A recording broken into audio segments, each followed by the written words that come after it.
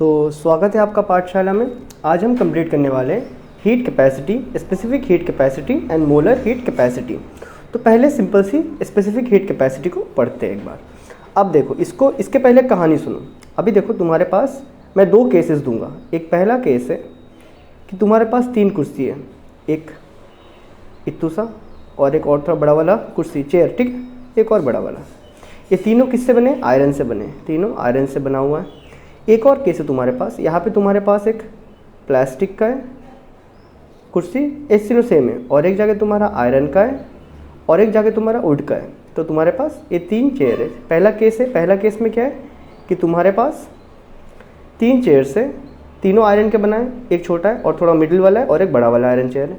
फिर केस 2 है, इसमें क्या है, प्लास्टिक का एक चेयर है, फिर आयरन का एक है, फिर वुड का एक चेयर है। अब इनको मैंने धूप में रख दिया, इनको मैंने धूप में रख दिया, ठीक है। यहाँ पे सन है तो ये सारे अभी धूप में, मतलब सन में एक्सपोजर में है। अब तुम बताओ इन तीनों में से कौन सबसे ज़्यादा गर्म होगा? इन तीनों किसका है? आयरन से बना हुआ है। इन तीनों में से सबसे ज़्यादा गर्म कौन होगा? ऑब्वियसली छोटा वाला होगा, ये सबसे ज़्यादा गर्म होगा, ठीक है। इसमें टेम्परेचर राइज सबसे ज़्यादा किस में होगा? इसमें होगा। फिर इसमें थोड़ा सा कम होगा और इसमें उससे भी कंपेयर में, मतलब मिडिल वाले से भी कंपेयर में कम राइज टेम्परेचर होगा इसमें। अब देखना, लेकिन ये जो सन है ना, सन तो सबको इक्वली एनर्जी प्रोवाइड कर रहा था। अब दूसरा केस देखो, दूसरा केस देखो, यहाँ पे एक प्लास्टिक का चेयर था और एक आयरन का और एक वुड का। अब बताओ इसमें से कौन ज़्यादा गर्म होगा? ऑब्वियसली प्लास्टिक का होगा। फिर ऑब्वियसली आयरन का सबसे ज़्यादा गर्म कौन रहेगा? आयरन का रहेगा। फिर जाके प्लास्टिक का गर्म होगा, फिर जाके वुड का रहेगा। अब देखो मैंने इन दोनों केसेस में amount of energy same provide किया था, हीट एनर्जी, थर्मल एनर्जी सबको सेम प्रोवाइड किया था, लेकिन टेम्परेचर सब में के इक्वली राइज हुआ था? नहीं हुआ था ना। क्यों नहीं राइज हुआ था? क्योंकि इनके पास कैपेसिटी थी, इनके पास एक कैपेसिटी था। देखो टेम्परेचर राइज करने के लिए क्या, हीट को एब्जॉर्ब करना होगा। अब हीट को एब्जॉर्ब करने का कैपेसिटी होगा एक, आया समझ में? तो उस कैपेसिटी के ऊपर ही डिपेंड करता है। डन। अब देखो तो जो टेम्परेचर राइज होगा वो किस पे डिपेंड करता है? Temperature rise depends on capacity. कौन सा capacity? Depends on heat capacity. अब ये हीट कैपेसिटी है क्या? हीट कैपेसिटी है क्या? अगर मैं हीट कैपेसिटी हमें बताता है कि जब हम हीट प्रोवाइड करते हैं तो उसमें कितना टेम्परेचर राइज होता है, ठीक है। इन सब केसेस में मैंने इक्वली हीट प्रोवाइड किया था। अब हीट कैपेसिटी में क्या बोलता है कि कितना हीट प्रोवाइड, मतलब क्या बोलते हैं, हीट जो हम सप्लाई करते हैं उसमें कितना टेम्परेचर का चेंज आता है वो सप्लाई करने के बाद। सो हीट कैपेसिटी का अगर मुझे डेफिनेशन लिखना पड़े तो मैं क्या लिख दूंगा? This is the heat capacity का डेफिनेशन है, this is the amount of heat, this is the amount of heat supplied to a body, supplied to a body to raise it temperature, to raise it temperature by 1 degree Celsius. अब 1 degree हम standard मान रहे थे कि Celsius, degree Celsius में increase करना चाहेंगे। यहाँ पे मैंने तीनों बॉडीज़ को रख दिया था। इसमें सबसे जल्दी किसका 1 डिग्री रीच हो जाएगा? इसका हो जाएगा। डन। क्योंकि इसका कैपेसिटी कम है तो यहाँ पे प्रोवाइड हम कर रहे हैं। यहाँ पे देखो अगर मैं इसको 10 जूल का एनर्जी आ रहा है सन से, तो इसका कैपेसिटी अगर 10 जूल ही रहेगा तो तुरंत 10 जूल को स्टोर कर लेगा और अपना 1 डिग्री चेंज कर लेगा। इसका कैपेसिटी ज़्यादा होगा, इसका 20 जूल का है तो इसको थोड़ा टाइम लगेगा ना। इसका 30 जूल का है तो इसको और ज़्यादा टाइम लगेगा। तो यही होता है हम, लेकिन यहाँ पे स्टैंडर्ड मानेंगे कि 1 डिग्री सेल्सियस को राइज करना चाहते हैं। तो हीट कैपेसिटी क्या होता है कि हम कितना अमाउंट ऑफ हीट सप्लाई करते हैं कोई एक पर्टिकुलर बॉडी में, जिसकी वजह से क्या हो जाए, उसका 1 डिग्री टेम्परेचर में राइज हो जाए। अब देखो जो मैंने बोला है वही लिखना है, अमाउंट ऑफ हीट सप्लाइड, इसकी वजह से क्या हो जाए, टेम्परेचर में चेंज हो जाए। आया बात समझ में? मैंने जो हीट सप्लाई किया उसकी वजह से क्या हुआ, टेम्परेचर में चेंज हुआ। क्या मैंने यहाँ पे बताया कि कोई बॉडी छोटा है कोई बड़ा है? मासेस के बारे में बात हो रहा है? नहीं हो रहा है। कि मतलब यहाँ पे बॉडी कुछ भी हो सकता है, छोटा बड़ा कुछ भी हो सकता है। जनरल डेफिनेशन है हीट कैपेसिटी का कि मैं जो हीट सप्लाई कर रहा हूँ उसकी वजह से कितना टेम्परेचर राइज हो रहा है। तो यहाँ पे प्रोपोर्शनलिटी साइन है, अगर मैं इसको हटाऊंगा तो मुझे इक्वल टू लिखना पड़ेगा और फिर मुझे यहाँ पे कांस्टेंट लिखना पड़ेगा। तो इसको मैं कैपिटल एस लिखता हूँ। जो अपना हीट कैपेसिटी होता है ना सिंपल वाला, उसे कैपिटल एस से लिखते हैं। तो अपॉन डेल्टा टी, तो यहाँ से अपना एस इजिकल टू कितना आ जाएगा, क्यू बाई डेल्टा टी। ये होता है अपना heat capacity. It is the amount, जो हम लोग अमाउंट ऑफ हीट सप्लाई करते हैं उसकी वजह से जो टेम्परेचर चेंज होता है। यहाँ पे टेम्परेचर चेंज आप कितना करना चाहते हो, 1 डिग्री सेल्सियस। तो उसके लिए जो अमाउंट ऑफ हीट चाहिए उसी को हम क्या बोलते हैं, स्पेसिफिक हीट कैपेसिटी बोलते हैं। तो हीट कैपेसिटी क्या होता है? It is the amount of heat required to raise the temperature by 1 degree Celsius. Specific heat is the amount of heat required to raise the temperature by 1 degree Celsius. यहाँ तक हमें बात समझ आया। हम हीट सप्लाई करते थे, सन मतलब हीट सप्लाई कर रहा था, उसकी वजह से क्या हो रहा था? टेम्परेचर में चेंज हो रहा था। अभी अगर हमें इसका यूनिट लिखना पड़े कि इसका ऐसा यूनिट क्या होगा, तो यहाँ पे Q लिखा है। Q क्या है? Q हीट, पहले बता रहा था। हीट को किससे लिख रहे हैं हम? Q से लिखने वाले। तो हीट एनर्जी है, तो जूल अपॉन टेम्परेचर को किससे लिखते हैं? Semi kelvin. तो अपना इस पर क्या बोलते हैं, हीट कैपेसिटी का यूनिट क्या हो जाएगा? जूल पर केल्विन। डन है, जूल पर केल्विन ये अपना हीट कैपेसिटी का यूनिट रहेगा। इसमें नोट आप क्या रखोगे? क्या इसमें हम मासेस के ऊपर टेंशन में थे? क्या बोलते हैं इसको, इसमें क्या मास को फिक्स कर रहे थे? नहीं, मास वाज नॉट फिक्स्ड। आया समझ में? इसमें कोई स्टैंडर्ड नहीं था, जिसको जो बड़ा बर्तन छोटा बर्तन जो जिसको रखना है रखो, उसके बाद उसमें 1 डिग्री चेंज होने में कितना हीट का ज़रूरत है उसी को हम स्पेसिफिक बोलते हीट कैपेसिटी बोल रहे थे।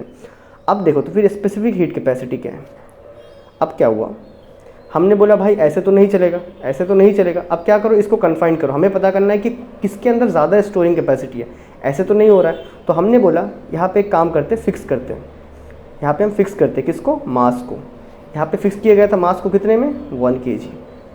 तो आपका यहाँ पे क्या, मास को मैंने फिक्स किया, मास को मैं यहाँ पे m से यूज़ भी करूँगा, ठीक है। तो स्पेसिफिक हीट कैपेसिटी क्या होता है? This is a amount of heat, this is a amount of heat supplied to a 1 kg body to rise its temperature, to rise its temperature again temperature by 1 degree Celsius. तो specific heat capacity में हम क्या fix कर दिए? Specific कर दिया, मतलब fix कर रहे हैं हम कोई चीज़। किसको फिक्स कर रहे हैं? मास को। कितना फिक्स कर दिया? 1 kg एसआई में। तो इसका डेफिनेशन क्या लिखेंगे? This is the amount of heat supplied to a 1 kg body to raise it temperature by 1 degree Celsius. अगर मुझे इसको लिखना पड़े इक्वेशन में तो क्या लिखूँगा? मैंने हीट सप्लाई किया, इसकी वजह से क्या हुआ? मास, यहाँ पे 1 kg मास का टेम्परेचर में राइज हुआ। यही मेरा इक्वेशन बन जाएगा।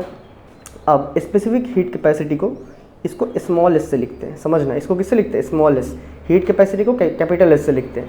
तो अगर मुझे यहाँ पे लिखना पड़े तो क्या मैं लिख सकता हूँ? Q, इस प्रोपोर्शनलिटी को जब मैंने हटाया तो मैंने लिखा है स्पेसिफिक हीट है, क्योंकि मैंने यहाँ पे मास को फिक्स किया, M डेल्टा T।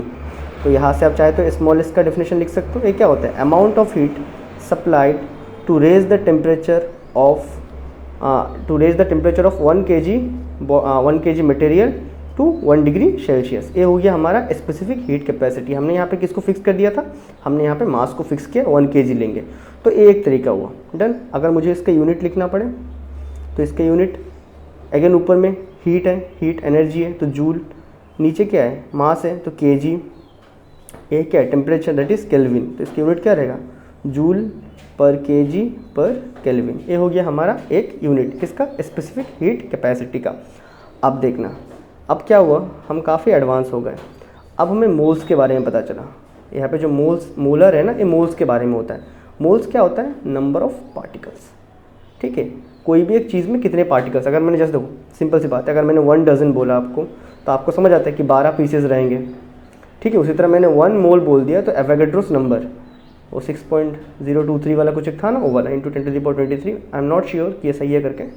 तो ये जो नंबर था ना, अगर मैंने बोल दिया कि भाई मोल्स का मतलब होता है ये नंबर। अगर मैंने बोला 1 मोल तो उसके अंदर इतने पार्टिकल्स हैं।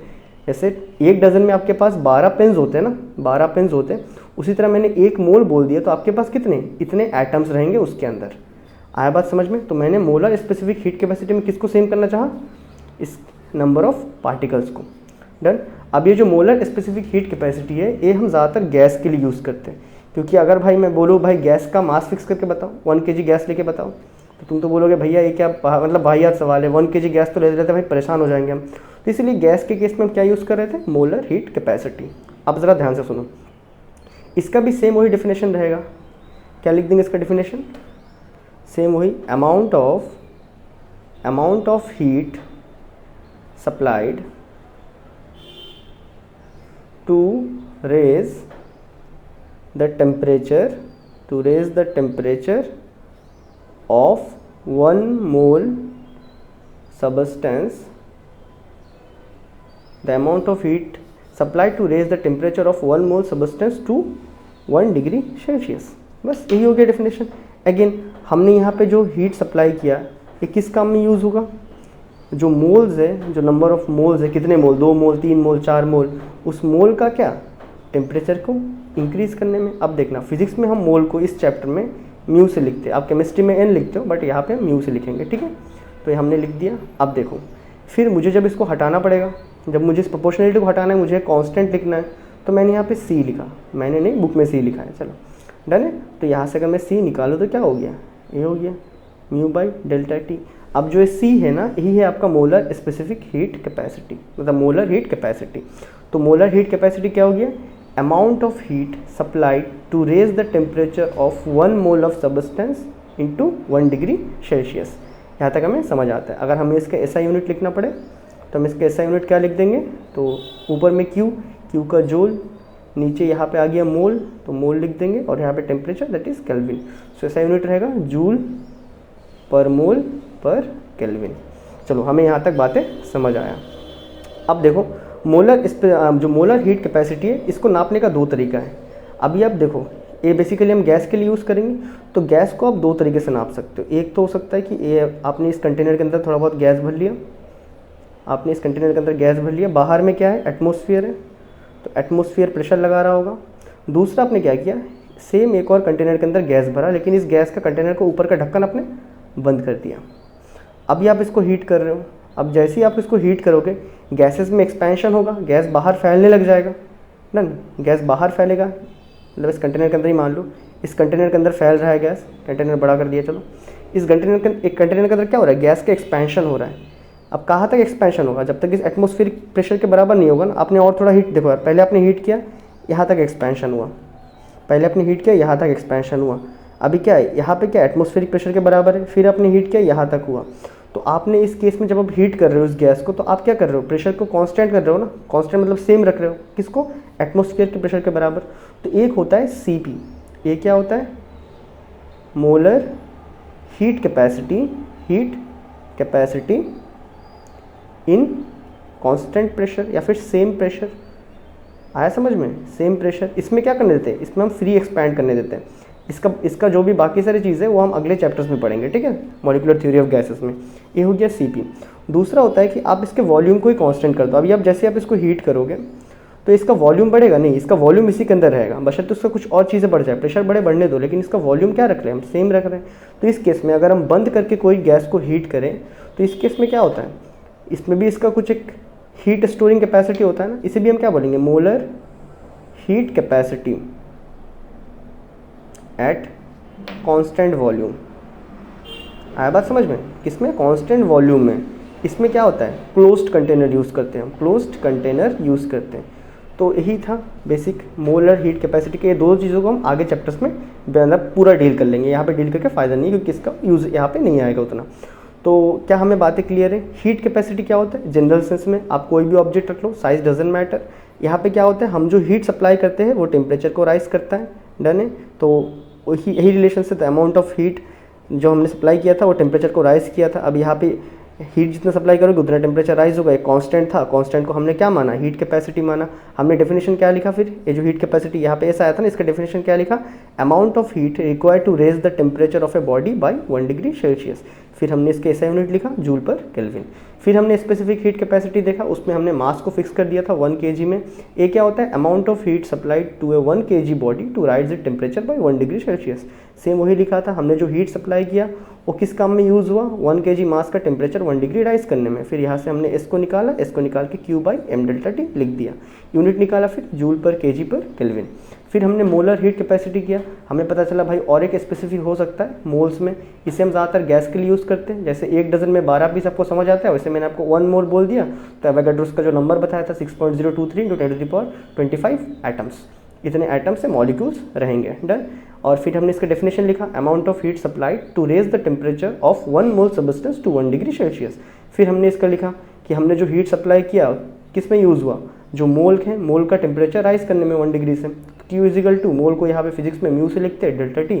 फिर वहाँ से C निकाल लिया, फिर हमने ऐसा यूनिट लिखा, जूल पर मोल पर केल्विन। अभी आपको यहाँ पे जो एक इम्पॉर्टेंट चीज़ याद रखना है वो क्या है, वाटर के बारे में। बाकी बहुत सारे हैं, लेकिन आपको मैं खाली वाटर का बता रहा हूँ क्योंकि ये काफ़ी इंपॉर्टेंट बन जाता है हमारे लिए। आपको एक इंपॉर्टेंट नोट में किसका, वाटर का याद रखना है। जो वाटर का, अब बताओ वाटर का स्पेसिफिक हीट कैपेसिटी होगी, मोलर स्पेसिफिक हीट कैपेसिटी होगा। ऑब्वियसली स्पेसिफिक हीट केजी में तो ना भी सकते ना। वाटर का जो स्पेसिफिक हीट कैपेसिटी होता है ना, वो बहुत ज़्यादा होता है, बाकी सारे चीज़ों के कंपेयर में बहुत ज़्यादा होता है। वाटर का जो स्पेसिफिक हीट कैपेसिटी है वो है 4186 जूल पर केजी पर केल्विन। आया समझ में, जूल पर केजी पर केल्विन। इसका मतलब है कि ये सबसे ज़्यादा है, मतलब ये सबसे ज़्यादा हीट को एब्जॉर्ब करता है। इसीलिए अगर हमको कोई चीज़ को हीट करना होता है ना, कोई चीज़ को हीट करना होता है तो हम किसको हीट करते हैं, किसको हीट करते हैं, वाटर को हीट कर लेते हैं। क्यों, क्योंकि इसके अंदर कैपेसिटी ज़्यादा है हीट को स्टोर करने का। फिर ये इतना अमाउंट ऑफ हीट को स्टोर कर लेता है, फिर धीरे धीरे इस हीट को वो छोड़ते रहता है। इसलिए कोई चीज़ को मैं अगर मतलब आपको हीट को अगर दूर तक कैरी करना है तो आप किस में कैरी कर लोगे, वाटर में कैरी कर लो, क्योंकि इसके अंदर कैपेसिटी हीट को स्टोर करने का बहुत ज़्यादा होता है। देन फिर वो धीरे धीरे उसको छोड़ते रहेगा। उसी तरह अगर आपको कोई चीज़ को कूल करना है ना, तब भी आप वाटर यूज़ करोगे। इस केस में कैसा, जब आप कूल कर रहे होते हो असल में आप हीट ले रहे होते हो ना। अब देखो जैसे आपके पास यहाँ पे एक फर्नेस है, यहाँ पे कुछ हॉट चीज़ है, आपको इसको कूल करना है, तो अब क्या करो, इसके अंदर में वाटर के पाइप्स लगवा दो। लगवा दिया अपने वाटर के पाइप। अब जब यहाँ से वाटर पास होगा ना तो क्या करेगा, इसके अंदर में से पास होगा। जब ये पास होगा तो जब देखो देखो देखो हॉट के अंदर ज़्यादा हीट है, पानी के अंदर कम हीट रहेगा, उसका कैपेसिटी बहुत ज़्यादा है तो स्टोर कर लेगा बहुत ज़्यादा। तो ये हॉट क्या करेगा, थोड़ा बहुत हीट इसको दे देगा इस पानी को, तो ये क्या करेगा, इस तरह लेके लेके लेके लेके लेके लेके फिर चल जाएगा, फिर लेके कहीं पे डंप कर लेगा ना। आया समझ में। तो हम लोग कोई चीज़ को दूर तक, हीट को अगर आपको दूर तक कैरी करना है तब भी हम वाटर यूज़ करते हैं, कोई चीज़ को कूल करना है तब भी हम वाटर यूज़ करते हैं। क्यों, क्योंकि दोनों की केसेस में हमें हीट कैपेसिटी ज़्यादा चाहिए। क्योंकि एक में हमें हीट कैपेसिटी ज़्यादा इसलिए चाहिए क्योंकि दूर तक उसको स्टोर कर ले, दूसरे की केस में हमें हीट कैपेसिटी ज़्यादा इसलिए चाहिए क्योंकि वो उससे कम हीट कैपेसिटी वालों में से हीट को स्टोर करके अपने पास रख पाए। तो याद रखना वाटर का स्पेसिफिक हीट कैपेसिटी सबसे ज़्यादा होता है, दैट इज़ 4186। इसीलिए भाई सारे कामों में को जो कूलर वगैरह सब में किसको यूज़ करते हैं, वाटर को यूज़ करते हैं। क्या हमें यहाँ तक बातें समझ आया, ठीक है। तो ये था आज का topic, heat capacity, specific heat capacity, molar heat capacity. I hope आपको वीडियो बहुत बढ़िया से समझ आया होगा और मैं मिलता हूँ आपसे अगले वीडियो में। तब तक के लिए गुड बाय।